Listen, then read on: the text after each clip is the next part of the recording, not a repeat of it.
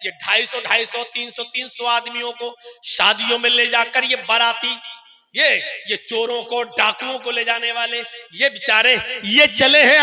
आज इनको समझाते हुए 25 सालें हो गई हैं, 25 सालें। लेकिन जो पहले था वही अब था, वह जो पहले था। कोई पूछे कि जर्जी साहब आपने सबसे पहली तकरीर कब की? और अब मैंने सबसे पहली तकरीर की थी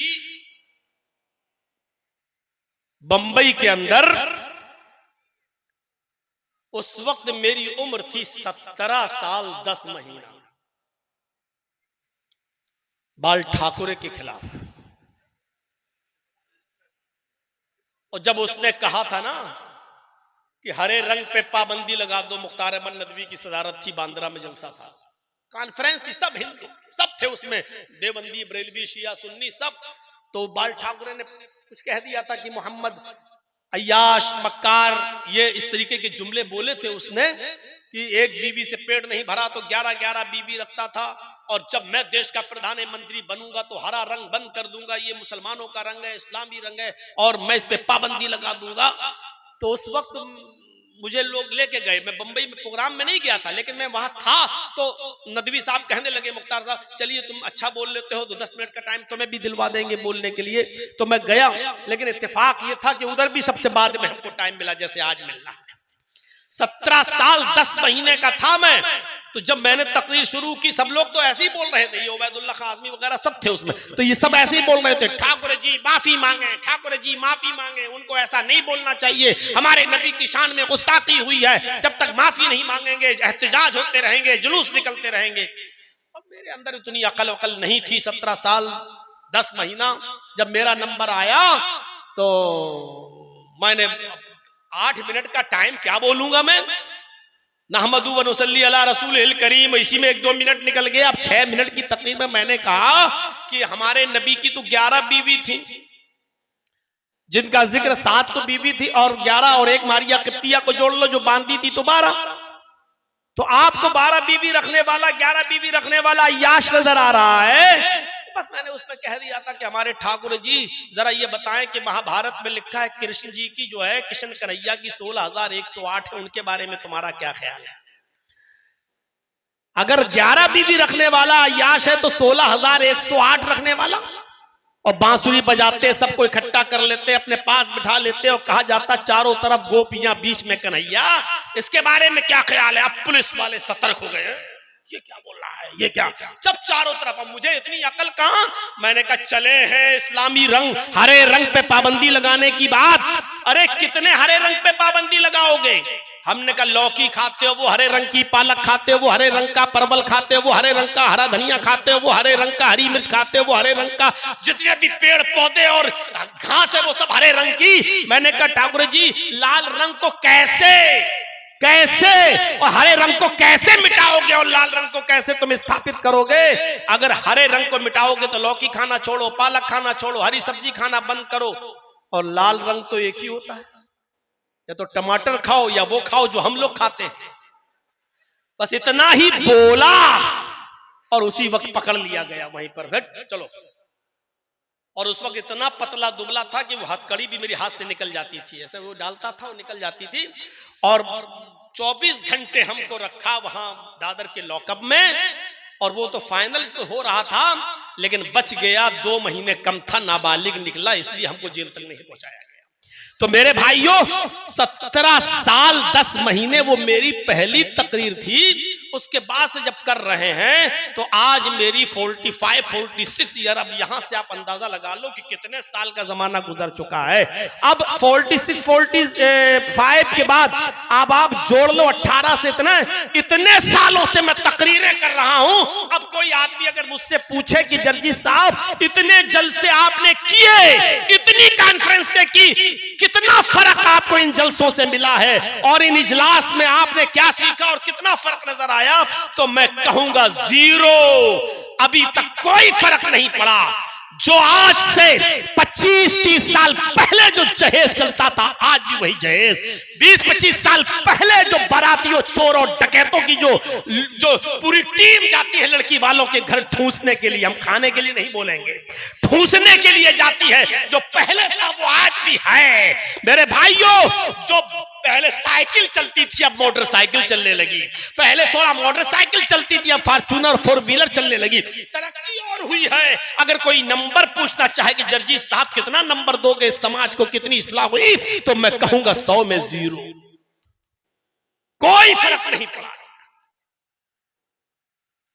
बस इतना जरूर कहूंगा कि थोड़ी सी ताजगी आ जाती है, ईमान में थोड़ा सा मिजाज बदल जाता है हमारा और सोचने पर मजबूर हो जाते हैं। लेकिन अभी हैं वही हम जहां पहले थे, कोई फर्क नजर नहीं आया। अभी तकरीर खत्म होगी, अब आप अपने मोहल्ले की मस्जिद देखिएगा कि फजर में कितने नमाजी। अगर मस्जिद रमजान की तरह भर गई तो समझना जलसा आपका कामयाब, और रोजाना जितने आदमी रहते थे उससे भी कम हो जाएं तो समझ लेना कि आप जलसे में खालियात आए और खालियात गए। आपने आंखें फोड़ी हैं, आपको कुछ सवाब नहीं मिलेगा, क्योंकि जलसे जिस मकसद से होते वो मकसद ही पूरा नहीं हो रहा है, तो काहे का सवाब, किस बात की नेकी।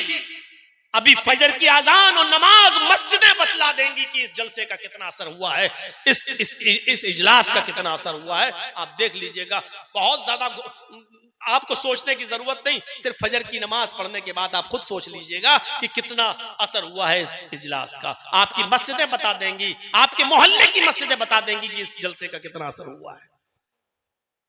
मौलाना जो बोल रहे थे वही बोलिए, ऐसे तो फिर कोई आदमी जलसा ही नहीं कराएगा। वो आप सोचिए, आपका काम है। ये इताअत थी, ये इताअत अल्लाह के नबी जनाब मोहम्मद रसूलुल्लाह सल्लल्लाहु अलैहि वसल्लम के जमाने में लड़की कह रही कि मुझे है? और वो दौर था, एक औरत आई अल्लाह के नबी के पास, बुखारी पढ़ी है किताबुन निकाह, अल्लाह के रसूल मैं अपने आप को हिबा कर रही हूँ। अल्लाह के नबी ने कहा नहीं। 3 बार उसने कहा, अल्लाह के नबी खामोश रहे। एक सहाबी कहने लगे अल्लाह के रसूल अगर आप निकाह नहीं करना चाहते तो मेरे साथ कर दीजिए ना, मैं करने के लिए तैयार हूँ। अल्लाह के नबी ने उस सहाबी से कहा तुम करोगे? उस औरत से पूछा तुम इसके साथ करोगी? कहने लगी आई तो आपके लिए थी, अगर आप नहीं करना चाहते तो इसके साथ कर दीजिए। आपने फरमाया ठीक है मैं इसके साथ कर देता हूँ तुम्हारा निकाह। आपने उससे पूछा कि हल इंदका शैउन, तुम्हारे पास कोई चीज है, क्या दोगे, यानी मेहर जहेज नहीं पूछा था लड़की के औरत से कि कुछ है तेरे पास। आपने उससे पूछा, निकाह पढ़ाने से पहले पूछा क्या इसको क्या दोगे, मेहर है? कहने लगा मा इंदी शैउन, कुछ नहीं है मेरे पास। आपने कहा जाओ अपने घर कुछ लेकर आओ। वो गया और आने के बाद कहता माँ वजद तो शैयन या रसूलुल्लाह, कुछ नहीं मिला मुझे घर पर अल्लाह के रसूल। आपने कहा दोबारा जाओ, इल्तमिस खातम मिनल हदीद, लोहे की अंगूठी मिल जाए तो वही ले आओ। वो दोबारा गया, घर पे आया, कहा अल्लाह के रसूल मेरे घर पे लोहे की अंगूठी भी नहीं है, सोने की नहीं लोहे की। कहा लोहे की अंगूठी भी नहीं हो, चले हो निकाह करने, क्या दोगे तुम अपनी बीवी को मेहर? कहने लगा कुछ नहीं है मेरे पास। मायूस हो गया, जाने लगा। आपने कहा कहाँ जा रहे हो? कहा अल्लाह के रसूल जा रहा हूँ खेती बाड़ी करने, खेत में जा रहा हूँ काम करने। अरे मेरे माँ बाप तो हैं, उनको तो उनकी खिदमत तो मैं ही करता हूँ, जब कुछ है ही नहीं तो निकाह हो ही नहीं सकता, जाऊं कुछ कमाऊं कुछ हासिल करूं। आपने फरमाया इधर आओ, तुम्हें कुरान याद है? कितना याद है? अब देखो घर में कुछ नहीं है, कुछ नहीं है। तो कहा कि कुछ तो होगा। कहा कुछ नहीं, एक लुंगी है, इंदी इज़ारुन या रसूल अल्लाह, अल्लाह के रसूल एक लुंगी है मेरे पास। आपने कहा अच्छा एक लुंगी है कहाँ? अरे उसी को ले आओ यार, वही दे दो। कहने लगा पुरानी है। आपने कहा बनी रहने दो लेकिन इसको दे दो। कहता अल्लाह के रसूल अगर इसको दे दूंगा तो मैं क्या पहनूंगा, वही पहन के तो सोता हूं मैं। कहा अच्छा तो तुम वो भी नहीं दे सकते हो? कहा आधी फाड़ के दे दूंगा, यानी एक लुंगी का टुकड़ा, आधा टुकड़ा इसको आधा मैं, कम से कम कहीं बिछा के बैठने के काम तो आ जाएगा। अल्लाह के नबी ने कहा फिर आधी लुंगी का वो क्या करेगी, उसके भी तो किसी काम की नहीं रहेगी। अरे देना तो पूरी दो, नहीं तो आधी किस काम की? कहने लगा पूरी तो नहीं दे सकता, फिर मेरे पास कुछ नहीं रह जाएगा घर में। अल्लाह के नबी सल्लल्लाहु, गौर कीजिए, एक लुंगी पुरानी और शादी करने का सपना, शादी करने का ख्वाब, कोई सोच सकता है ये इस्लाम की सादगी पर? अल्लाह के नबी ने कहा ये बताओ कुरान कितना याद है? कहने लगा सूरह हमें हाका याद है, सूरह मुल्क याद है, सूरह हश्र याद है, सूरह दहर याद है, सूरह कयामा याद है, सूरह नबा याद है। अल्लाह के नबी सल्लल्लाहु अलैहि वसल्लम ने जब उसकी जबान से ये सूरतों के नाम सुने तो आपकी आंखों में आंसू आ गए। रोते हुए कहते हैं कि इतनी सूरतें तुम्हें याद हैं? फरमाया हाँ। कहिए तो मैं सुनाऊं। अल्लाह के नबी ने फरमाया क्या यही सूरतें तू अपनी होने वाली बीवी को सिखा देगा? क्या यही सूरतें तू अपनी होने वाली बीवी को याद करा देगा? कहने लगा जी। आपने उस औरत से पूछा कि तेरे शौहर के पास होने वाले कुछ नहीं है, एक लोहे की अंगूठी भी नहीं है, कुरान की इन्हीं सूरतों को मैं मेहर बना देता हूं, क्या तू माल के बदले इन सूरतों को मेहर में कबूल करती है? उसने कहा अल्लाह के रसूल, जिस लड़की के जिस औरत के निकाह में कुरान की सूरतें मेहर बन जाएं, उससे ज्यादा बाबरकत और पाकीज़ा निकाह किसका हो सकता है? मुझे मंजूर है। अल्लाह के नबी सल्लल्लाहु अलैहि वसल्लम ने वहीं बैठे बैठे निकाह कर पढ़ा दिया। चूंकि उस औरत का वली कोई नहीं था, क्योंकि उसके बाप इंतकाल कर चुके थे, इसलिए अल्लाह के रसूल खुद काजी की हैसियत से आप उसके वली बन गए और आपने उस औरत को वहीं से रुखसत कर दिया। न चोरों का पता, न बारातियों का पता, न डकैतों का पता, न हल्दी का पता, न मलीदे का पता, न उबड़ने का पता, मेरे भाइयों न जहेज का पता। और आज 1400 साल के बाद भी सादा शादी के तस्करे मौलवी जर्जीस आपकी महफिल में कर रहा है। मुझे बताओ, अडानी ने अपनी बेटी की शादी की है, उसका जिक्र कितने दिन चला? ज्यादा से ज्यादा 1 महीना 2 महीना। उसके बाद आज अडानी के उस शादी को जो उसने अपने बेटे की थी और करोड़ों रुपया अरबों रुपया खर्च कर दिया, आज उसका जिक्र कोई करने वाला नहीं है। लेकिन इस सादगी के साथ होने वाले निकाह का जिक्र 1400 साल के बाद की महफिल में हो रहा है और कयामत तक होता रहेगा। मेरे भाइयों, अल्लाह के रसूल सल्लल्लाहु अलैहि वसल्लम की इताअत करो। और अल्लाह ताला ने फरमाया, अल्लाह के नबी ने फरमाया, मन अतानी दखलल जन्नह, जो मेरी इताअत करेगा वो जन्नत में दाखिल होगा। व मन आसानी फकत दबा, और जिसने मेरी नाफरमानी की उसने मेरा इनकार कर दिया।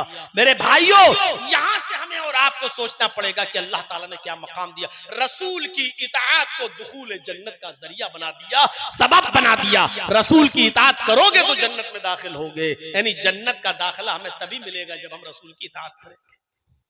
दुनिया में कितने पैगंबर आए?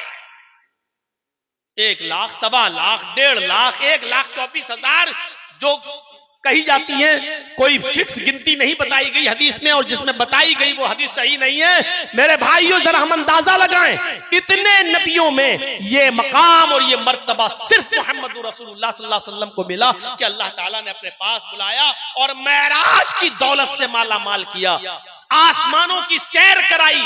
मोहम्मद रसूलुल्लाह से पहले किसी ने भी आसमानों की सैर नहीं की। कुरान पढ़िए, सुब्हानल्लज़ी असरा बिअब्दिही लैलन मिनल मस्जिदिल हराम इलल मस्जिदिल अक़सा, सुब्हानल्लज़ी असरा बिअब्दिही लैलन मिनल मस्जिदिल हराम इलल मस्जिदिल अक़सा। बाबरकत है वो जात जो ले गई अपने बंदे मोहम्मद रसूलुल्लाह सल्लल्लाहु अलैहि वसल्लम को रातों ही रात मस्जिद हराम से बैतुल मक़दिस तक।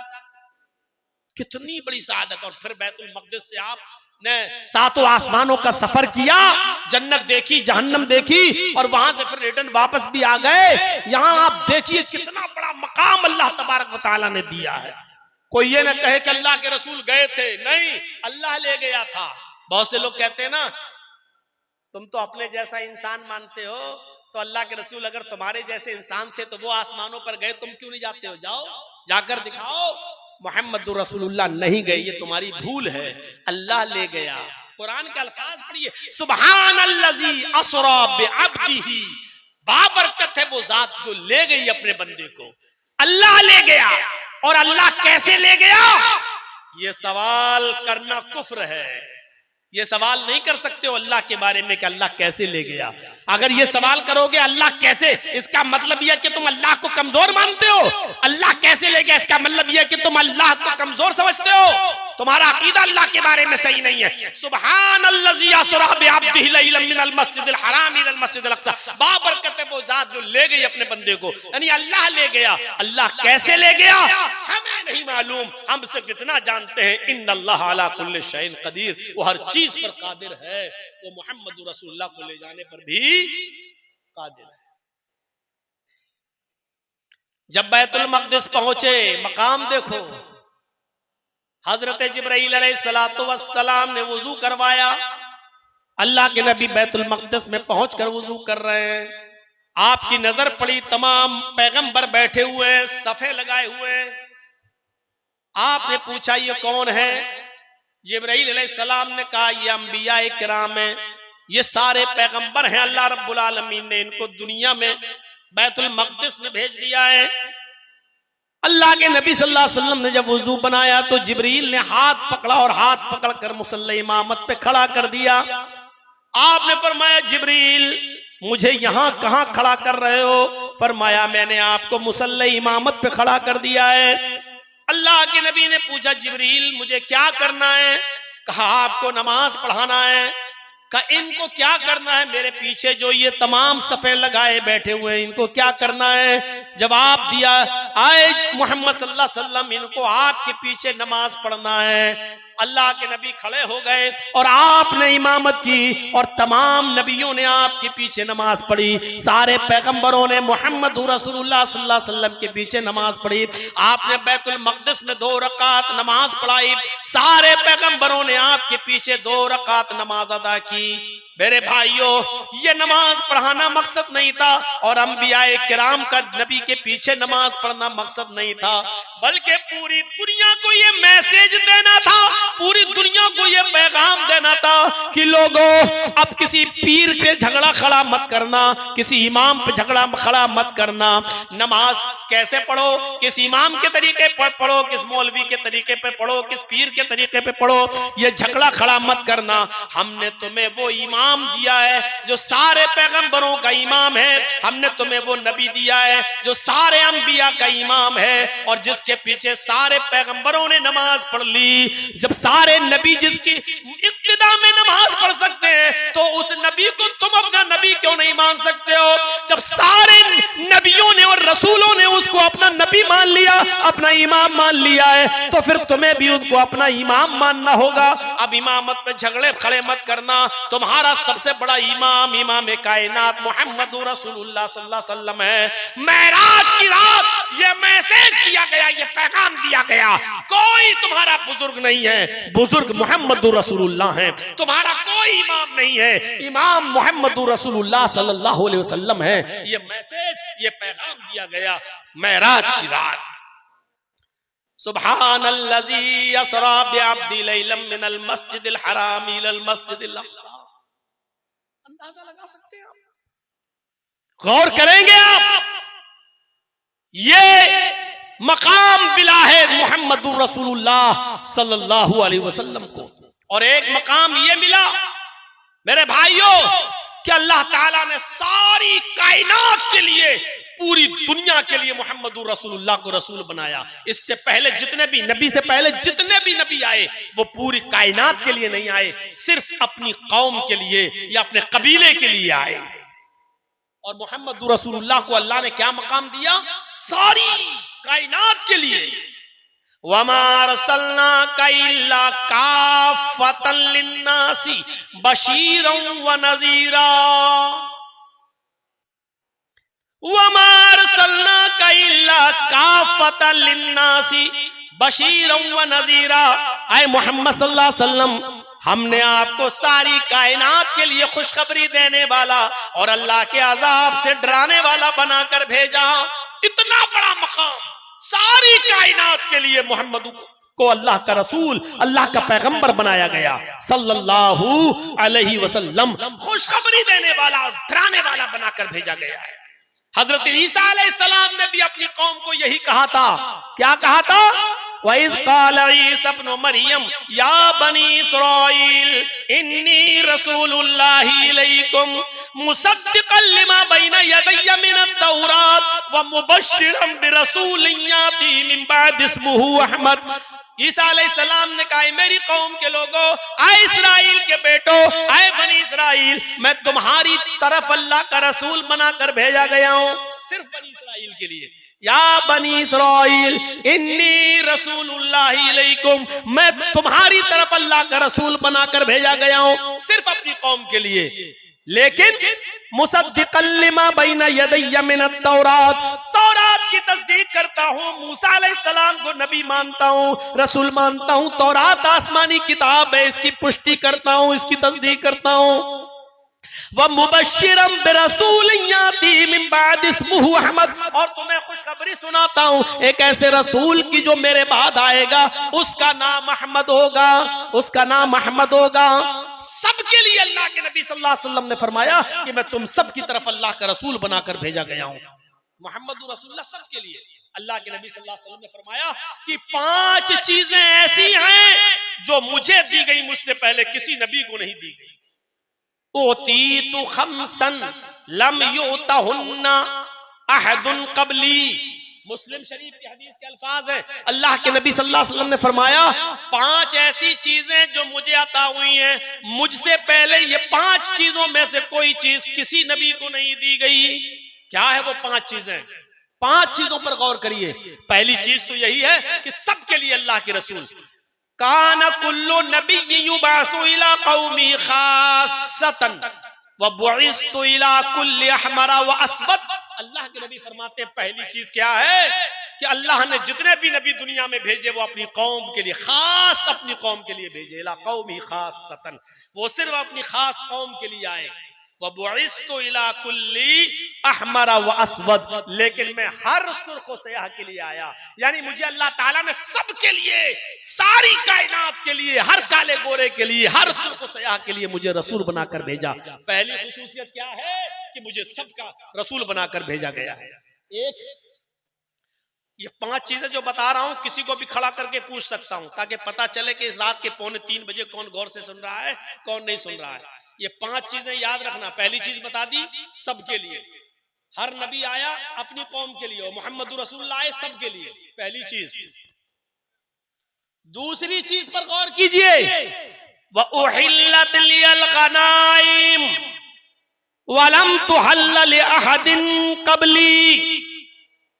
दूसरी चीज, माले गनीमत को मेरे लिए हलाल किया गया। मुझसे पहले अल्लाह रब्बुल आलमीन ने माले गनीमत किसी के लिए हलाल नहीं किया था। मुझसे पहले भी जितने नबी आए, जंगें हुई, लड़ाइयां हुई, और जो जंगों में माल लूटा जाता था, जो छोड़ के लोग भागते थे, वो किसी के लिए हलाल नहीं था। लेकिन अल्लाह रब्बुल आलमीन ने मेरे लिए, मेरे सहाबा के लिए जो जंगें लड़ रहे हैं उनके लिए माले गनीमत को हलाल करार दिया है। उहिल्लत लियल गनाइमु, हमारे लिए माले गनीमत को अल्लाह ने हलाल किया है। कितने लोग जो जंगों में लड़ते थे और भागते थे, माल छोड़कर, बीवी छोड़ के, बच्चे छोड़ के, इन सबको ले लिया जाता था, और जो औरतें पकड़ी जाती थी उनको लौंडी बना लिया जाता था। मेरे भाइयों, माले गनीमत को हलाल किया गया। तो पहली चीज अल्लाह के रसूल सबके लिए, आपकी बेअसत सबके लिए। दूसरी चीज माले गनीमत की हिल्लत, जो नबी अकरम से पहले किसी और नबी के लिए जायज नहीं था। तीसरी चीज पर गौर करो, व जुइलत लियल अर्जु तय्यबन व तहूरन व मस्जिदन अय्युमा रजुलिन दरकतहु सलातु सल्ला हैसु कान। तीसरी चीज अल्लाह के नबी सल्लल्लाहु अलैहि वसल्लम फरमाते हैं कि अल्लाह रब्बुल आलमीन ने मेरे लिए पूरी रूए जमीन पाक बना दी है। वह तहूरन, और पाकी हासिल करने की चीज भी बना दी है। वह मस्जिदन, और मस्जिद बना दी है। मुझसे पहले जितने भी पैगंबर इस दुनिया में आए, वो सिर्फ अपनी इबादत गाहों में नमाज पढ़ सकते थे, कहीं और नहीं। लेकिन अल्लाह ने मेरे लिए सारी जमीन पाक कर दी है। बल्कि पाकी भी हासिल की जा सकती है। तहूरन, मसलन पानी नहीं मिल रहा वुजू के लिए, तो पाक मिट्टी पर हाथ मारो, फूको, तयम्मुम करो, चेहरे पे फेरो, दाया बाया हाथ एक दूसरे पर, तयम्मुम हो गया, आप नमाज पढ़ सकते हो। अल्लाह ने मेरे लिए इस जमीन को पाक भी बनाया है, और पाकी हासिल करने की चीज भी बनाया है, और मस्जिद भी बनाया है सजदा करने की जगह पे। कोई जरूरी नहीं है मस्जिद बहुत दूर है, अज़ान नमाज का वक्त हो गया, हम कहां जाएं?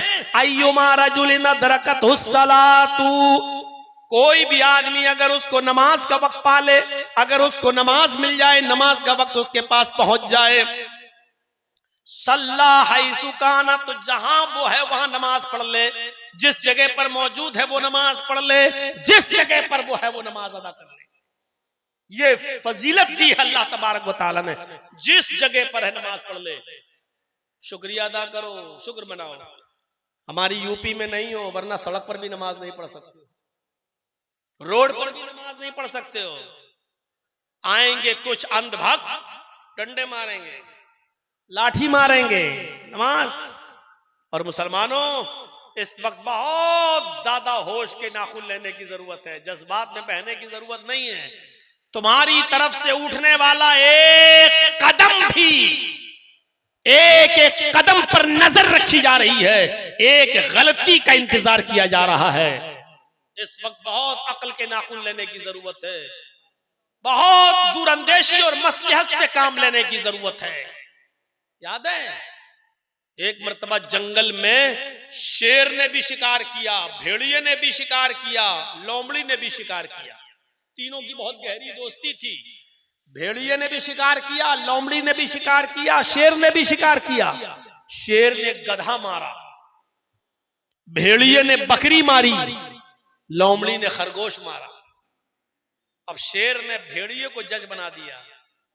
शेर कहने लगा, अच्छा बताओ कौन सा जानवर कौन खाएगा, तुम बताओ, चलो फैसला तुम करो। तीनों जानवर मौजूद हैं, हमने गधा मारा, लोमड़ी ने खरगोश मारा, भेड़िए ने बकरी। आए भेड़िए तुम फैसला करो, तुम्हारा फैसला सब मानेंगे। अब भेड़िए ने कहा, साहब ये तो बहुत आसान है, फैसला क्या करना है, गधा आपने मारा है, आप गधा खा लीजिए। मैंने बकरी का शिकार किया, बकरी मैं खा लेता हूं। लोमड़ी ने खरगोश मारा है, लोमड़ी खरगोश खा लेती है।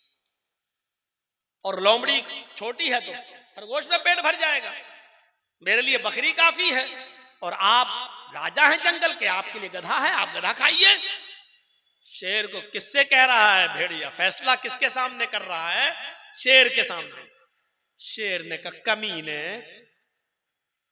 आया और कहा ये फैसला करेगा तू, और चबड़ा मारा और चीर दिया उसको अपने नाखूनों से और फाड़ दिया, और भेड़िया भी मर गया। डले साहब लंबे लंबे। लोमड़ी से कहा, कमीना फैसला करना जानता नहीं, कैसा फैसला किया, तुम करो फैसला। लोमड़ी से कहा, तुम करो, कौन खाएगा। लोमड़ी तो समझ गई। लोमड़ी ने कहा, अरे भाई जंगल के राजा आप हैं, और इसमें फैसला क्या करना है, ये चारों जानवर आपके हैं। सुबह नाश्ते में खरगोश खा लीजिए, जब आपको थोड़ी सी भूख लगे, 12-1 बजे का टाइम हो, दोपहर का टाइम हो, तब आप गधा खा लीजिए। शाम होते होते आप बकरी खा लीजिए, और रात में जब आप सोने के लिए जाएं तो अब तो ये भेड़िया भी है, भेड़िया भी आप खा लीजिए। ये चारों जानवर तो जंगल का राजा नहीं खाएगा तो कौन खाएगा, आपके लिए है, सब आप खाइए, ये सब आपके हैं। शेर ने लोमड़ी की पीठ थपथपाई, वाह वाह वाह, ये है फैसला, इसको कहते हैं फैसला। कमीना मर गया है, फैसला करने चला, बहुत अच्छा फैसला तुमने किया, देखे ये चारों जानवर मेरे हैं। चलते हुए उसने लोमड़ी से पूछा, इतना अच्छा फैसला करना तुमने सीखा कहां से। लोमड़ी ने कहा, इसी भेड़िए ने सिखाया है मुझे। लोमड़ी के इसी जवाब पर पूरा मामला छिपा हुआ है। लोमड़ी ने क्या कहा, अरे जंगल के राजा इसी भेड़िए ने सिखाया है। यानी कह गई, ये भेड़िए ने ऐसा फैसला न किया होता तो मरता, ये मेरी मजबूरी है, भेड़िए से मैंने बहुत कुछ सीख लिया है, इसलिए सब तुम खाओ। तो मेरे भाइयों, इस वक्त खूनख्वार मैंने सुना तो दिया, लेकिन मेरे खूनख्वार कहने का मकसद कौन है, आप अच्छी तरह समझ रहे हैं। मेरे मुंह से नाम मत खिलवाओ, बहुत बार जेल जा चुका हूं, अब नहीं जाना चाह रहा हूं। और इस वक्त बड़ी मसलहत का तकाजा यह है कि लोमड़ी वाली मसलहत हमें और आपको अपनाना है कि सांप भी मर जाए और लाठी भी न टूटे। मेरे भाइयों, ये मसलहत का तकाजा है, वरना हाल वो होगा कि आप अपने दिफा में भी कुछ नहीं कह सकते।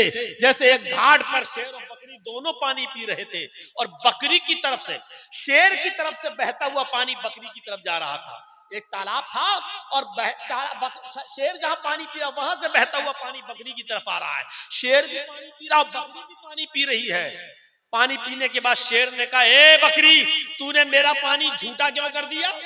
तूने मेरा पानी झूठा क्यों किया? बकरी कहने लगी, बादशाह सलामत, जंगल के राजा, मैंने आपका पानी कहाँ झूठा किया है? पानी तो आपकी तरफ से बहता हुआ आ रहा था, आपका झूठा पानी मैं पी रही थी। आप जहां पानी में मुंह मार रहे थे वहां से बहता हुआ पानी मेरे पास आया, मैं तो आपका झूठा पानी पी रही थी। आपने पानी को झूठा कहाँ किया है? पानी तो आप झूठा कर रहे थे और आपका वो पानी मैं पी रही थी, मैंने पानी झूठा नहीं किया। शेर ने कहा, कमबख्त मुंह चलाती है, जवाब दे रही है मुझे, उठा। और उसने बकरी को फाड़ दिया और खा गया। यानी बकरी अपनी दिफा में बोली थी और बकरी की बात सही थी कि आपका पानी झूठा था, वो मैं पी रही थी। तो मेरे भाइयों, इस वक्त उसी कंडीशन में आप बैठे हुए हैं कि आप अपने दिफा में सही बात भी नहीं बोल सकते हो, सही जुमला भी नहीं कह सकते हो। इस वक्त बहुत ही ज्यादा अक्ल के नाखून लेने की जरूरत है और बहुत ही ज्यादा दूरअंदेशी और मसलहत से काम लेने की जरूरत है, जज्बात की राह में बहने की जरूरत नहीं। इसलिए वो तरीका अपनाइए जो लोमड़ी ने अपनाया, सांप भी मर जाए और लाठी भी न टूटे। मैं आपको बुज़दिल नहीं बना रहा हूं, मैं देख चुका हूं, मुझे हालात मालूम है। जो लोग चाहते हैं कि जर्जी साहब ये बोले वो बोले और जो सुनना है, मैंने देखा कि जब जर्जी साहब 4 और 5 महीने के लिए जेल में जाते हैं तो कितने लोग आते हैं और कितने लोग साथ देते हैं और कितने लोगों की हमदर्दियां रहती हैं। ये सारे तजर्बे मुझे अच्छी तरीके से हो चुके हैं। इसलिए याद रखिए, आपकी मुसीबत में आपके कोई काम नहीं आएगा, आपकी परेशानियों में आपके कोई काम नहीं आएगा। ये लड़ाई आप सबको मिलकर तो लड़ना है, लेकिन मसलहत के साथ कि सांप भी मर जाए और लाठी भी न टूटे। तो 3 चीजें ये हो गई थी। 5 चीजों में से एक तो नबी सबके लिए, दूसरा माले गनीमत हमारे लिए हलाल, मुझसे पहले किसी के लिए नहीं, और तीसरी जमीन, रूए जमीन पूरी हमारे लिए पाक कर दी गई। जहां भी नमाज का वक्त हो वहां पढ़ लो। किसी और नबी को ये चीज हासिल नहीं थी। सबको अपनी मस्जिद में, इबादत गाह में नमाज पढ़ना पड़ती थी, मस्जिद पर या घर में नमाज पढ़ना जायज नहीं था। चौथी चीज अल्लाह के नबी ने फरमाया, मुझे जो दी गई जो किसी और नबी को नहीं, नुसिरतु बिर्रुअबि बैना यदै मसीरत शहर, मुझे अल्लाह ने इतना रौब दबदबा दिया है कि 1 महीने की दूरी पर मेरा दुश्मन होता है तो मेरी रोब दबदबे से, मेरे हैबत से, मेरे रोब दबदबे से वो डर जाता है, कांप जाता है। अल्लाह ने रौब के जरिए मेरी मदद फरमाई, रोब दबदबा मुझे दिया है। 1 महीने की दूरी पर मेरे दुश्मन के पैर उखड़ जाते हैं, वो सोचता है कि मोहम्मद रसूलुल्लाह से लड़ने जा रहा हूं, तो इतनी दूरी पर होता है कि मेरे और उसके दरमियान 1 महीने की मसाफत, यानी घोड़े पर, ऊंट पर सफर करे तो 1 महीना लग जाए, इतनी दूरी पर मेरा दुश्मन होता है और मुझसे डर जाता है, कांप जाता है, लरस जाता है। तो अल्लाह ने मुझे ये खूबी दी है, मुझे ये खासियत अता फरमाई है, फजीलत दी है कि दुश्मन के दिल पर मेरा रौब दबदबा कायम रहता है 1 महीने की मसाफत पर। और 5वीं चीज अल्लाह के नबी ने फरमाई, ओती तो शफा, अल्लाह ने मुझे शफाअत अता फरमाई। शफाअत कुबरा, किसी और नबी को शफाअत हासिल नहीं है। कयामत के दिन लोग सारे नबियों के पास जाएंगे, सब मना कर देंगे, नहीं नहीं नहीं नहीं, मैंने ये किया था, मैंने ये किया था। नूह अलैहिस्सलाम कहेंगे मैं मछली के पेट में चला गया, आदम अलैहिस्सलाम कहेंगे मुझे अल्लाह ने मना किया था इस दरख्त के पास मत जाना, मैं चला गया। कोई कुछ, सब अपनी अपनी प्रॉब्लम बता देंगे। सब लोग अल्लाह के रसूल के पास आएंगे, अल्लाह के नबी से फरमाएंगे हमारी सिफारिश कर दीजिए अल्लाह से, आप अल्लाह के बुर्गजीदा पैगंबर हैं, आप अल्लाह के नबी हैं, अल्लाह के पैगंबर। तब अल्लाह के नबी सल्लल्लाहु अलैहि वसल्लम फरमाते हैं, मैं सजदे में चला जाऊंगा और अल्लाह की हम्दो सना बयान करूंगा, जितनी अल्लाह रब्बुल आलमीन चाहेगा मैं अल्लाह की हम्दो सना बयान करूंगा। फिर आसमान से आवाज आएगी, अल्लाह फरमाएगा इरफा रासक सल तोता वशफी तुशफ़ा, आए मोहम्मद सल्लल्लाहु अलैहि वसल्लम अपना सर उठाइए। आए अल्लाह के नबी जनाब मोहम्मद रसूलुल्लाह सल्लल्लाहु अलैहि वसल्लम आप अपना सर उठाइए, सल मांगिए, तोता जो मांगेंगे आप दिया जाएगा। वशफी तुशफ़ा, सिफारिश कीजिए आप, सिफारिश भी आपकी कबूल की जाएगी। जब अल्लाह के नबी सल्लल्लाहु अलैहि वसल्लम को यह हुक्म होगा कि अपना सर उठाओ, तब अल्लाह के नबी सल्लल्लाहु अलैहि वसल्लम अपना सर उठाएंगे। अल्लाह फरमाएगा सल मांगो, तोता जो मांगोगे दिया जाएगा। हालांकि अल्लाह को मालूम है कि क्या मांगना है मेरे नबी को, लेकिन फिर भी कह रहा है मांगो, जो मांगोगे दिया जाएगा। अल्लाह को अच्छा लगता है कि कोई बंदा उससे मांगे। अच्छा एक बात बताओ, हम लोग गए, नमाज पढ़ी और दुआ मांगना चाह रहे हैं। क्या अल्लाह को नहीं मालूम कि हम क्या मांगेंगे? अल्लाह को तो मालूम है, लेकिन फिर भी कह रहा है उदऊनी अस्तजिब लकुम, मुझसे मांगो मैं तुम्हें दूंगा। क्यों? अल्लाह को तो मालूम है कि मेरा बंदा क्या मांगेगा, फिर भी कह रहा मांगो, क्योंकि उसको अच्छा लगता है कि मेरा बंदा मेरे सामने मुझसे पुकारे, मुझसे मांगे। माँ को मालूम है बच्चा भूखा है, लेकिन जब रोता है तब माँ उसको दूध पिलाती है, तब दूध पिलाती है, क्योंकि बच्चे के रोने से माँ को मोहब्बत बढ़ती है कि अब बच्चा दूध मांग रहा है। माँ से बड़ा डॉक्टर कोई पैदा नहीं होता है, माँ से बड़ा डॉक्टर कोई पैदा नहीं हुआ है। माँ बच्चे के रोने से पता लगा लेती है कि बच्चा दर्द की वजह से रो रहा है या भूख की वजह से रो रहा है। माँ से बड़ा कोई डॉक्टर नहीं है। मैंने कैसी औलादों को देखा मेरे भाइयों, अपनी माँ पर डांटते हुए कहते हैं, अपनी बीवी की बात मानते हुए। माँ ने पूछा बेटा क्या? अरे तू जा यार, तू क्यों आ गई बीच में? तू नहीं समझेगी, हमारे बीच में तू नहीं समझेगी। अरे जा डुगरिया, जा बुढ़ी है। अरे अम्मा जाओ, तुम नहीं समझोगी क्या है? उस माँ से कहते हो तुम नहीं समझोगे। जब तू छोटा था, बचपन में बोलना भी नहीं जानता था, जो तेरे रोने की आवाज से पहचान जाती थी कि तू दूध मांग रहा है या तेरे हंसली पसली में दर्द हो रहा है, पेट में दर्द। आज तू उस माँ से कह रहा है कि तू नहीं समझेगी। तुझसे बड़ा बेगैरत कौन होगा?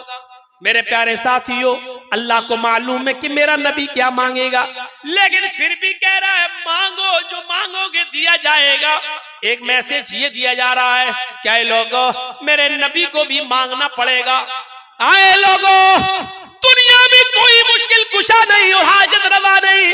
दुनिया में भी मेरा नबी मुझसे मांगता था और आखिरत में भी मेरा नबी मुझसे मांगेगा। देने वाला मैं ही हूं, मेरे अलावा अंतुमुल फुकरा, तुम सब फकीर हो, तुम सब फकीर हो। देने वाला मैं। दुनिया में भी सारे नबियों ने मुझसे मांगा। अय्यूब अलैहिस्सलाम ने सेहत मुझसे मांगी। आदम अलैहिस्सलाम जन्नत से निकाले गए, अपने खता की और गलती की माफी। रब्बना ज़लमना अनफुसना व इन लम तग़फिर लना व तरहमना लनकूनन्ना मिनल खासिरीन। ये दुआ मांगकर मुझसे मांगी, ये दुआ मुझसे मांगी। यूनुस अलैहिस्सलाम ने दुनिया में मुझे पुकारा, मछली के पेट में जब चले गए, ला इलाहा इल्ला अंत सुब्हानक इन्नी कुन्तु मिनज़ ज़ालिमीन। नूह अलैहिस्सलाम ने मुझे पुकारा। इब्राहिम अलैहिस्सलाम को जब आग में डाला गया तो कुल्ना या नारू कूनी बरदन व सलामन अला इब्राहिम। इब्राहिम के लिए आग मैंने ठंडी की। ये सारे नबियों ने दुनिया में मुझे पुकारा और मैंने इनको सुना। खुद मोहम्मदुर रसूलुल्लाह सल्लल्लाहु अलैहि वसल्लम ने मुझे पुकारा है। जब जंगे बदर में 313 एक तरफ और 1000 से ज्यादा का लश्कर एक तरफ, ये निहत्ते वो हथियारों से लैस, जब ये कंडीशन देखी तो नबी अकरम सजदे में गिर गए और ये दुआ मांगने लगे, अल्लाहुम्मा ला तुहलिक हाज़िल असाबा इन तहलिक हाज़िल असाबत लन तुअबद बादल यौम क़त्तु इल्हल आलमीन। आज ये मुट्ठी भर जमात 313 अगर हलाक हो गई, बर्बाद हो गई, रूए जमीन से मिट गई, तो इस जमीन पर कभी कोई अल्लाह अल्लाह कहने वाला ना होगा, कोई तेरा नाम लेने वाला ना होगा, कोई तुझे पुकारने वाला ना होगा, कोई तेरी इबादत करने वाला ना होगा। सारे नबियों ने दुनिया में भी मुझे पुकारा और आखिरत में भी मुझे पुकारना है। नबी मोहम्मद रसूलुल्लाह भी मुझसे मांगेंगे, ऐ अल्लाह। तब अल्लाह के नबी दुआ करेंगे और सिफारिश फरमाएंगे कि अल्लाह फला फला को, इन सबको, हमारे भाई मुसलमानों को, मेरी उम्मत को बख्श दे। तब अल्लाह ताला जितने लोगों को चाहेगा नबी की सिफारिश कबूल करके उनको जन्नत का हकदार बना देगा और जन्नत में भेज देगा, जन्नत में दाखिल फरमा देगा।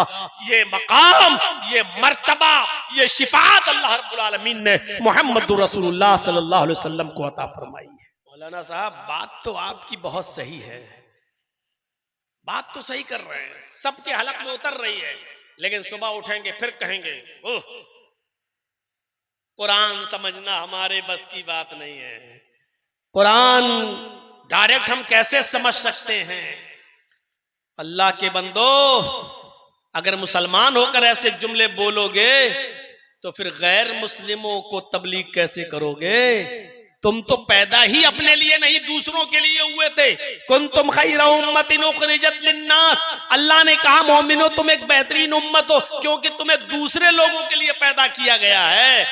जो कौम दूसरों की इमामत के लिए पैदा हुई थी, जो कौम दूसरों को दावत और तबलीग के लिए पैदा हुई थी, अफसोस है कि मौलाना जर्जीस को आज अपने ही कौम के लोगों को समझाना पड़ रहा है और टोपी पहन के बैठे हुए लोगों में तबलीग करना पड़ रही है। जो कौम दूसरों को तबलीग के लिए पैदा हुई थी, जो कौम दूसरों को राह रास्त पे लाने के लिए पैदा हुई थी, दूसरों तक इस्लाम पहुंचाने के लिए पैदा हुई थी, आज इससे बड़े अफसोस की बात क्या होगी कि आज हमें मुसलमानों को समझाना पड़ रहा हो और हमें मुसलमानों में दावत और तबलीग का फरीजा अंजाम देना पड़ रहा हो। भाई ये डिस्टर्ब खत्म हो जाए तो बता दीजिएगा। लोग तुम्हारे हेलीकॉप्टर को देखेंगे और इसको देखेंगे कि तक़रीर सुनेंगे।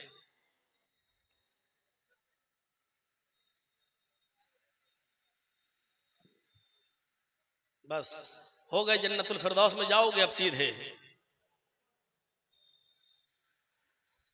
तो मेरे भाइयों, मैं अर्ज ये कर रहा हूं, हमें और आपको समझना चाहिए कि पहले रसूल के मकाम को समझें। रसूल है कौन, उनकी हैसियत क्या है? क्या ऐसी कोई शख्सियत है जिस पर इत्तेफाक किया जा सके मोहम्मद रसूलुल्लाह को छोड़कर? कोई बात होगी, हमारे चाहने वाले और हमारे मुरीद कहेंगे कि मौलाना जर्जीस की बात मान लो, दूसरे मौलाना के मुरीद कहेंगे नहीं हमारे मौलाना ने सही कहा उसकी बात मान लो। एक कहेगा मेरे बुजुर्ग की बात मानो वो सही, दूसरा कहेगा नहीं मेरे बुजुर्ग की बात मानो वो सही। मेरे भाइयों ये इख्तिलाफ तो रहेगा। तुम्हारे बुजुर्ग को मैं अपना बुजुर्ग नहीं मानता, मेरे बुजुर्ग को आप अपना बुजुर्ग नहीं मानते, तुम्हारे मौलवी की बात मैं नहीं मानता, मेरे मौलवी की बात आप नहीं मानते, ठीक है ये इख्तिलाफ चलेगा, लेकिन फिर फैसला करेगा कौन? कोई एक शख्सियत तो ऐसी होनी चाहिए जिसको आप भी माने हम भी माने और जिस पर सब लोग आंख बंद करके फैसला कर ले कि नहीं नहीं इनकी बात मानेंगे, नहीं ये हमारे भी हैं और आपके भी हैं, ये आपके भी बुजुर्ग हैं और हमारे भी बुजुर्ग हैं। मुझे बताओ ऐसी शख्सियत सिवाय मोहम्मद रसूलुल्लाह के कोई है?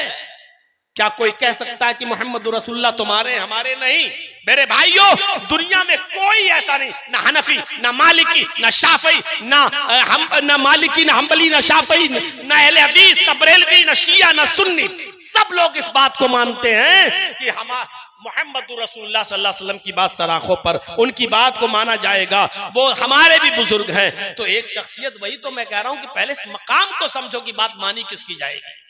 तुम बात करते हो नमाज और रोजे कैसे रखे जाओ पढ़े जाएं, हमने तो उठना बैठना लेटना सोना जागना खाना पीना हंसना खेलना कूदना यहाँ तक के पेशाब व पैखाना शादी और ब्याह जिंदगी के हर शोबे में हमने तुम्हारे लिए मोहम्मद रसूलुल्लाह सल्लल्लाहु अलैहि वसल्लम को आइडियल बना दिया है। यही वजह है कि अल्लाह के नबी सल्लल्लाहु अलैहि वसल्लम ने फरमाया जब तुम कहीं पेशाब और लेटरिन कज़ाए हाजत की जरूरत पेश आ जाए तो इतनी दूर चले जाया करो कि जहां कोई नजर ना आए और दरख्तों की आड़ में बैठकर तुम अपनी जरूरत से फारिग हो जाओ। और फिर आपने फरमाया कि तुम में से कोई भी शख्स कम से कम 3 पत्थर यानी 3 मिट्टी के ढेले या पत्थर से कम में इस्तंजा ना करे, पेशाब और लेटरिन ना करे, कम से कम 3 पत्थर होना चाहिए, 3 ढेले।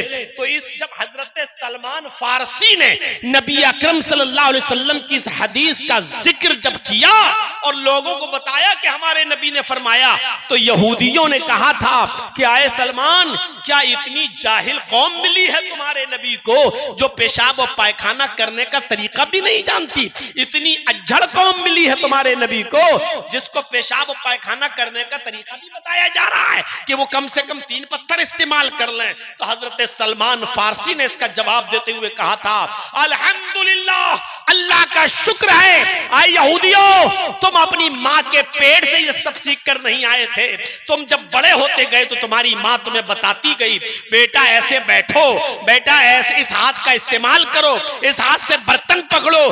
तुम अपनी माँ के पेट से सीख के नहीं आए। अल्लाह का शुक्र है कि मुझे ऐसा रसूल मिला जो माँ बाप की तरह हम पर शफकत करता है और माँ बाप जिस तरीके से उंगली पकड़ के चलना अपने बेटे को सिखाते हैं, अपनी औलाद को सब कुछ, उसी उसी तरीके से हमारे नबी हमें बताते हैं कि ऐसे पानी पियो, ऐसे खड़े होकर चलो, और लेटरिन की जरूरत हो तो इतनी दूर चले जाओ कि कोई देख ना सके, और बाएं पैर पर जोर देकर बैठो, और फिर अल्लाहुम्मा इन्नी अऊज़ु बिका मिनल खुब्सी वल खबाइस पढ़ो। और यह भी फरमाया कि अगर पानी न मिल सके तो 3 ताक ढेलों का कम से कम इस्तेमाल करो इस्तिंजे के लिए।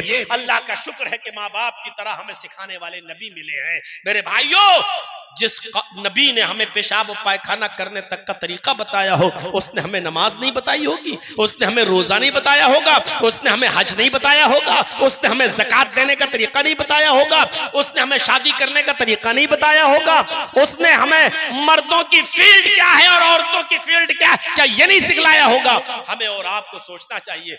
लक़द काना लकुम फी रसूलिल्लाहि उस्वतुन हसना, ऐ मेरे हबीब, ऐ लोगों, हमने तुम्हारे लिए मुहम्मदुर रसूलुल्लाह सल्लल्लाहु अलैहि वसल्लम की जिंदगी में बेहतरीन आइडियल रखा है, नमूना रखा है। कयामत के दिन अल्लाह ये नहीं पूछेगा जोहर की 10 पढ़ी थी कि 12 पढ़ी थी। कयामत के दिन अल्लाह ये नहीं पूछेगा इशा की 7 पढ़ी थी कि 17 पढ़ी थी।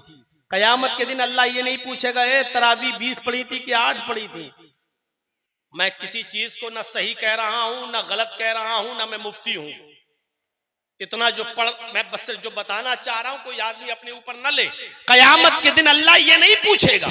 कयामत के दिन अल्लाह ये कहेगा कि तूने ये नमाज उस तरह पढ़ी या नहीं जिस तरह मेरे नबी जनाब मोहम्मद रसूलुल्लाह सल्लल्लाहु अलैहि वसल्लम ने बताई है। इसलिए कि मैंने आइडियल और नमूना किसी मुल्ला, मौलवी, पीर, वली, इमाम, मुहद्दिस को नहीं बनाया था। हमने आइडियल और नमूना मोहम्मद रसूलुल्लाह सल्लल्लाहु अलैहि वसल्लम को बनाया था।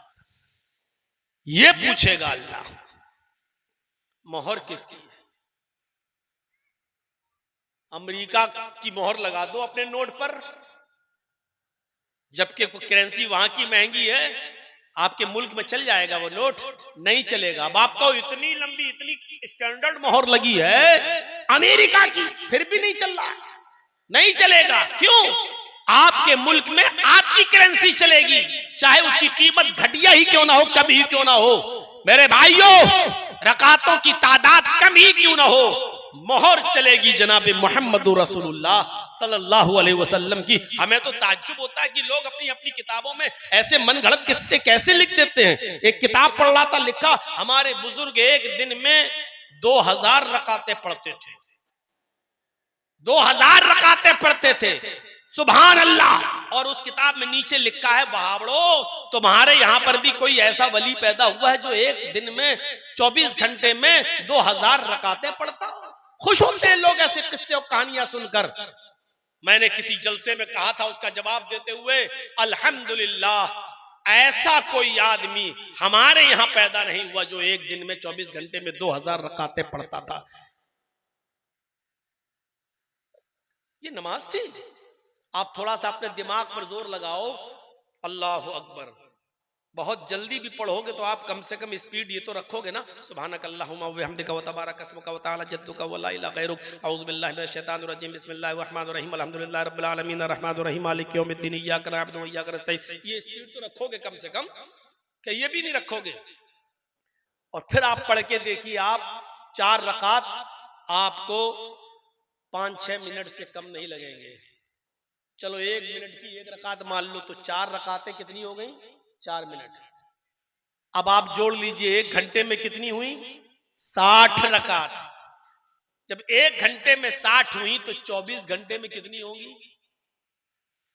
1 मिनट की 1 रकात भी मान लो तो 24 घंटे में 1440 के आसपास हो रही है, 1500 मान लो।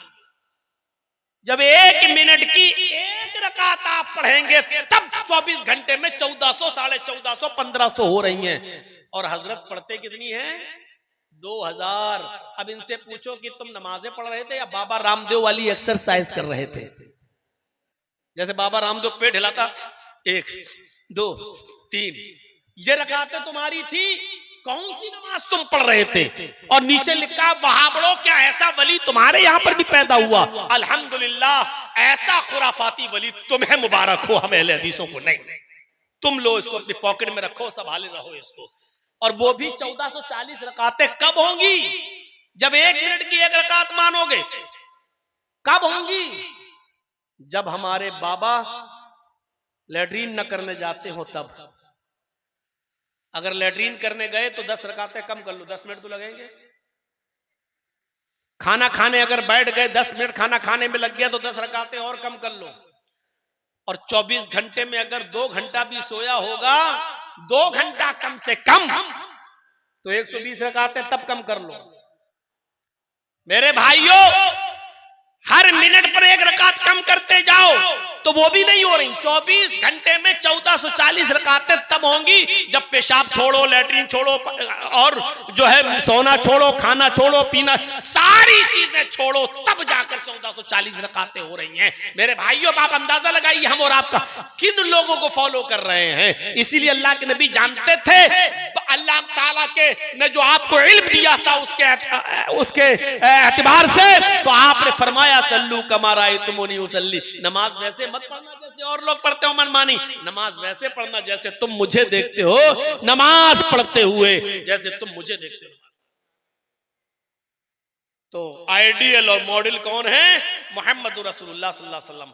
और कयामत तक रसूल की जिंदगी हमारे लिए आइडियल रहेगी। इसका मतलब यह है कि कयामत तक मोहम्मद रसूलुल्लाह का नाम भी बुलंद रहेगा। आइए एक और आयत पढ़ रहा हूं, देखिए अल्लाह तबारक व तआला ने मोहम्मद रसूलुल्लाह सल्लल्लाहु अलैहि वसल्लम की इत्तिबा करने का हुक्म भी दिया, बल्कि अल्लाह ताला ने नबी की इत्तिबा को अपनी मोहब्बत से जोड़ लिया है।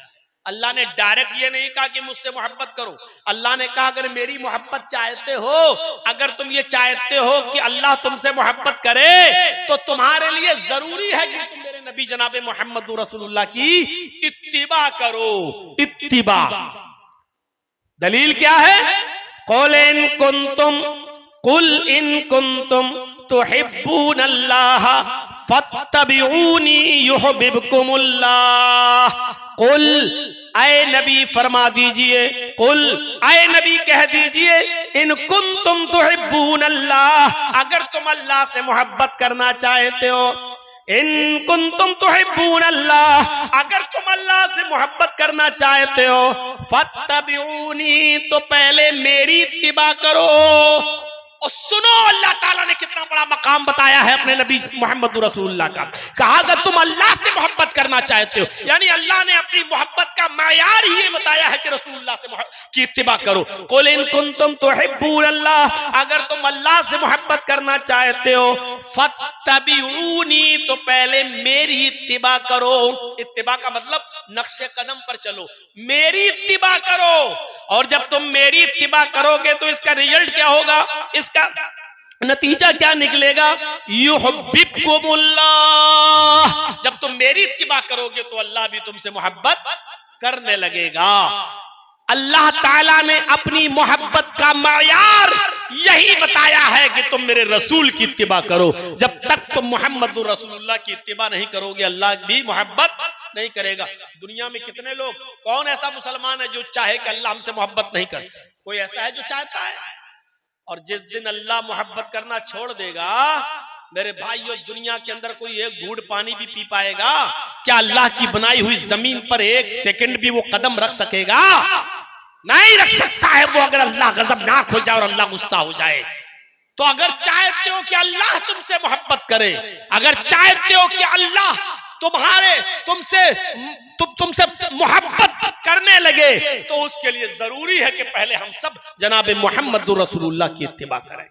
और क्लियर कर दिया, जब तक तुम रसूल की इत्तिबा नहीं करोगे, मेरे हबीब की इत्तिबा नहीं करोगे, अल्लाह भी तुमसे मोहब्बत नहीं करेगा। अल्लाह के रसूल सल्लल्लाहु अलैहि वसल्लम ने अपनी इताअत को दुखूल जन्नत का सबब बताया है। अपनी इताअत को, रसूलुल्लाह की इताअत भी, अभी इत्तिबा हो गई है, अल्लाह ताला ने इत्तिबा बता दी कि इत्तिबा किसकी करना है? रसूलुल्लाह की। और रसूलुल्लाह सल्लल्लाहु अलैहि वसल्लम ने फरमाया कि इताअत मेरी करोगे तो जन्नत में दाखिल होगे। इताअत, जो मैंने कह दिया वो करो, हर हाल में करना है। अगर मिन हैसुर रसूल हमने तुम्हें कुछ दिया है तो उसको लेना है, हर हाल में करना है। अल्लाह के नबी सल्लल्लाहु अलैहि वसल्लम ने फरमाया कि अगर तुम जन्नत में जाना चाहते हो, दुखूल जन्नत चाहते हो, जन्नत में एंट्री चाहते हो, तो पहले मेरी इताअत करो। बुखारी उठाइए, किताबुल एतिसाम बिल किताब व सुन्नह का चैप्टर खोलिए और किताबुल एतिसाम बिल किताब व सुन्नह के अंदर ये हदीस पूरी पढ़ जाइए। हजरत अबू हुरैरा इस हदीस के रावी हैं। वहां नबी हुरैरा रज़ियल्लाहु तआला अन्हु अन्ना रसूलुल्लाह सल्लल्लाहु अलैहि वसल्लम क़ाल कुल्लु उम्मती यदखुलूनल जन्नत इल्ला मन अबा। क़ालू मन याबा या रसूलल्लाह? क़ाल मन अतानी दखलल जन्नत व मन असानी फक़द अबा। अल्लाह के नबी सल्लल्लाहु अलैहि वसल्लम फरमाते हैं मेरी पूरी की पूरी उम्मत जन्नत के अंदर दाखिल होगी। कुल्लु उम्मती यदखुलूनल जन्नह, मेरी पूरी उम्मत जन्नत के अंदर दाखिल होगी। इल्ला मन अबा, लेकिन वो दाखिल नहीं होगा जिसने मेरा इनकार किया।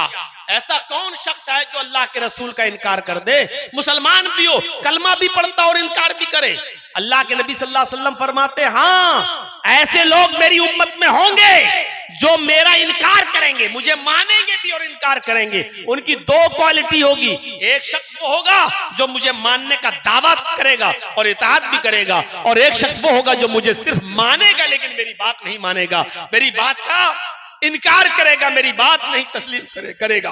फरमाया मन अतानी दखलल जन्नह, जिसने मेरी इताअत की वो जन्नत के अंदर दाखिल होगा। व मन असानी फक़द अबा, और जिसने मेरी नाफरमानी की उसने मेरा इनकार किया।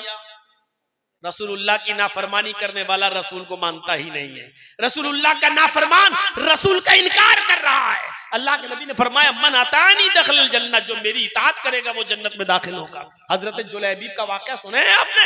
जुलैबीब जिनकी शक्ल सूरत बड़ी कबीह, बड़े काले कलूटे, जहां से रिश्ता आता, एक मर्तबा लड़की जब जुलैबीब को देखती तो कहती नहीं हम नहीं करेंगे इनसे शादी, रिश्ता टूट जाता।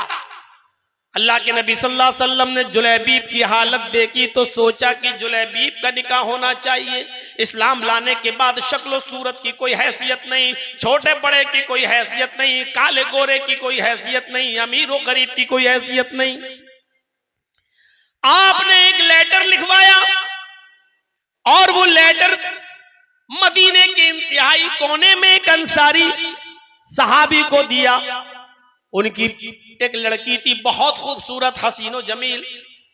जुलैबीब को वो लेटर देकर भेजा, क्या है जुलैबीब इस लेटर को ले जाओ और उस अंसारी सहाबी को दे देना, उसके घर को दस्तक देना। अगर सहाबी बाहर निकले, अंसारी बाहर निकले तो उसको मेरा सलाम अर्ज करना और ये लेटर दे देना। वो लेटर पढ़ेंगे और अपनी बेटी का निकाह तुम्हारे साथ कर देंगे। जुलैबीब उस लेटर को लेकर जाते हैं, उस खत को लेकर जाते हैं और मदीने के उस कबीले में, उस गांव में पहुंचते हैं।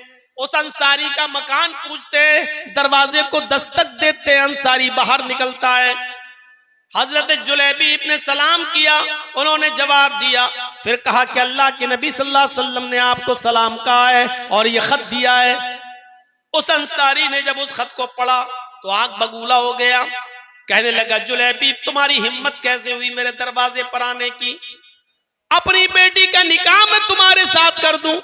मेरी चांद जैसी खूबसूरत बेटी, मेरी चांद जैसी हसीनो जमील बेटी, और तुम अपनी शक्ल सूरत भी किसी आईने में देख कर आए हो और मैं अपनी बेटी का निकाह तुम्हारे साथ कर दूं? नहीं हो सकता है। जुलैबीब ने कहा कि मुझे तो अल्लाह के रसूल ने भेजा है और कहा है कि ये लेटर दे देना, मैंने तो ये खत दिया है, बाकी आप समझ लें।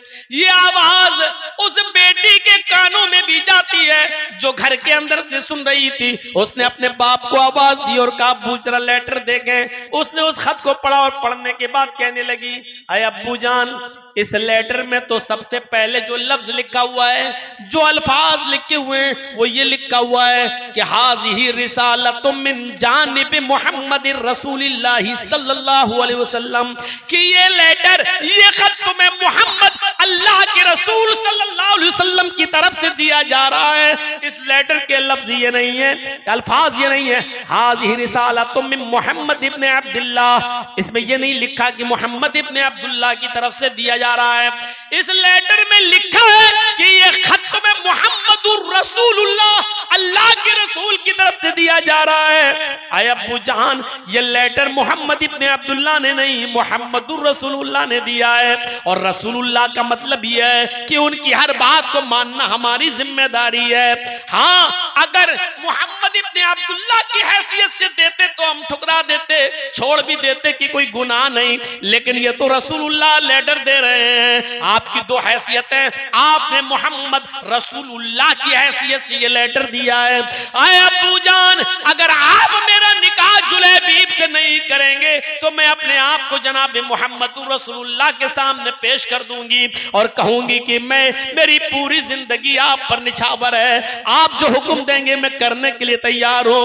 आए मेरे अब्बू, इस्लाम लाने के बाद मैं अपनी मर्जी की मालिक तो न रही, इस्लाम लाने के बाद मैं अपने दिल की मालिक तो न रही। इस्लाम लाने का मतलब ही है कि मैंने अपनी लगाम जनाब मोहम्मद रसूलुल्लाह के हाथों में दे दी है। बाप ने जब अपनी बेटी का ये जुमला सुना तो कहने लगा, बेटी जरा उसकी शक्ल सूरत तो देख, जरा उसके चेहरे की तरफ तो देख। लड़की ने जो जवाब दिया वो उर्दू के किसी शायर ने नकल कर किया है इस अंदाज में कि जब बाप ने कहा कि बेटी जरा इसकी शक्ल सूरत तो देख, जरा इसके चेहरे पर नजर तो डाल, तो लड़की कहने लगी, न आने वाले को देख, न जाने वाले को देख, न आने वाले को देख, न जाने वाले को देख, देखना ही है तो खत के भेजने वाले को देख। माना कि शक्ल है इसकी बदसूरत, माना कि शक्ल है इसकी बदसूरत और जिस्म है इसका मांद, मगर खत का भेजने वाला तो है 14वीं का चांद। गोया कि बेटी ने इस अंदाज में अपने बाप को समझाया और बाप अपनी बेटी को लेकर मोहम्मदुर रसूलुल्लाह के पास आए। पूरा वाक़या ज़ादुल मआद में पढ़ लीजिएगा। अल्लामा इब्न क़य्यिम ने लिखा है कि फिर अल्लाह के रसूल ने उस बेटी का निकाह जुलैबीब से कर दिया और जुलैबीब के निकाह के बाद इस लड़की के साथ खैर व बरकत के दरवाजे खुल गए। तो उस जमाने की हमारी बेटियां इस तरीके की हुआ करती थी कि अपने आप को अल्लाह के रसूल सल्लल्लाहु अलैहि वसल्लम के हुक्म के ताबे कर दिया करती थी। इस तरीके की इताअत का जज्बा था। ये हम इताअत करेंगे।